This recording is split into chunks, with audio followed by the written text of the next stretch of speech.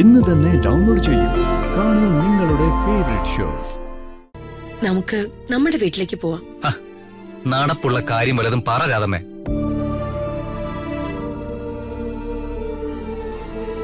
ഞാൻ എത്ര പ്രാവശ്യം പറഞ്ഞതാ വരില്ലെന്ന്.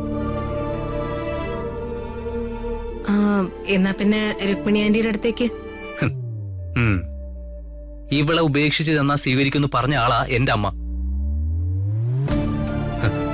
അത്തരം പ്രതീക്ഷകളൊന്നും ഇനി എനിക്കില്ല. മോനെ, ഇനി അങ്ങോട്ട് സാമ്പത്തികമായിട്ട് ഒത്തിരി ആവശ്യങ്ങൾ വരും. മോളെ നല്ലൊരു ഗൈനക്കോളജിസ്റ്റിന് കാണിക്കണം, നല്ല പോഷകാഹാരങ്ങൾ കൊടുക്കണം. ഞാനൊരു രക്ഷകർത്താവിന്റെ സ്ഥാനത്തെന്ന് പറയുക, ഹരീഷിനെ ഒന്നും തോന്നരുത്. ഒരു ഓട്ടോറിക്ഷ ഓടിച്ചാൽ കിട്ടുന്ന വരുമാനം എന്താണെന്ന് എനിക്ക് നന്നായിട്ട് അറിയാം.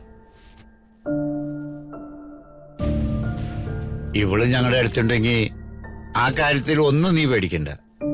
ആ കാര്യങ്ങളൊക്കെ എങ്ങനെയെങ്കിലും നടന്നു പോയിക്കോളും. അങ്ങളെ, തൽക്കാലം അതിനെക്കുറിച്ചൊന്നും ആലോചിക്കണ്ട. വരട്ടെ, നമുക്ക് സമയമുണ്ടല്ലോ.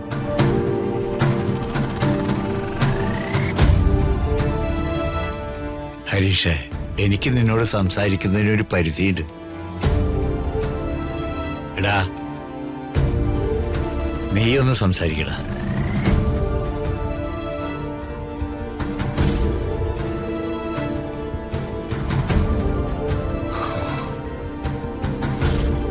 ഹരീഷേ, എനിക്കറിയാം നിനക്ക് എന്നോട് വെറുപ്പാണെന്ന്.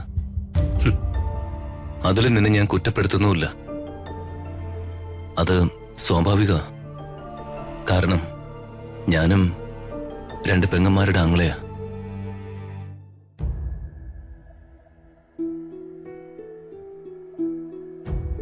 പക്ഷെ എന്റെ മനസാക്ഷി അതിനനുസരിച്ചാ ഞാൻ ഇപ്പോഴും ജീവിക്കുന്ന.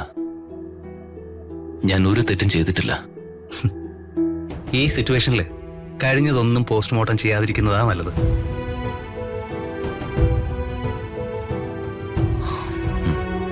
ഓക്കെ, അത് തന്നെ എന്റെ അഭിപ്രായം. അതവിടെ നിൽക്കട്ടെ. ഞാൻ മറ്റൊരു കാര്യം പറയാനാ ഇപ്പൊ നിന്റെ അടുത്ത് വന്നതാ.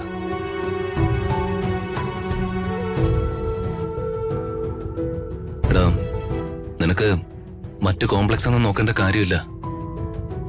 ഇവളുടെ കാര്യത്തില് നിന്നെ പോലെ തന്നെ ഞങ്ങൾക്ക് ഉത്തരവാദിത്തങ്ങളുണ്ട്. ഇല്ലെന്ന് ആര് പറഞ്ഞു? ഞാൻ പറഞ്ഞു.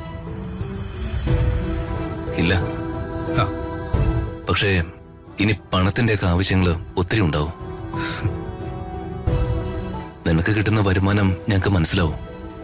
അതുകൊണ്ട് അക്കാര്യങ്ങളോർത്ത് നീ ടെൻഷൻ ആവണ്ട. എനിക്കെന്ത് ടെൻഷൻ? എന്റെ കാര്യങ്ങൾ നോക്കാനുള്ള പണം എന്റെ കയ്യിലുണ്ട്.